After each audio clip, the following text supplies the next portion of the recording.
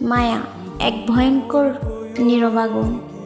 মানুষের মায়া এক অদৃশ্য বন্ধন, যা হৃদয়ে একবার গেঁথে গেলে ছুঁড়ে ফেলা যায় না। এ মায়া শিকলের মতো কঠিন।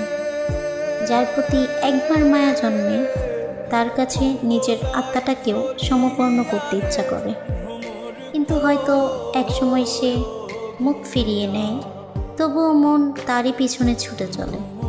যতবারই সে আঘাত দিক না কেন, মানুষ সব ভুলে যায়। যে ভয়ঙ্কর ব্যাপার হলো, মায়ের কারণে আমরা নিজেকেই ভুলে যেতে থাকি। অন্যের অনুভূতিকে নিজের উপর প্রাধান্য দিতে দিতে সময় নিজের আত্মাটাকেই হারিয়ে ফেলি। অথচ এক সময় সেই মানুষটি হয়তো আর চিনবে না আমাদেরকে। তখন বুঝি মায়া আসলে শুধু টান নয়, এক ধরনের নীরব আগুন, যা নিঃশব্দে পুড়িয়ে মারে, যার ছাইয়ের নিচে চাপা পড়ে থাকে হাজারো না বলা কথা।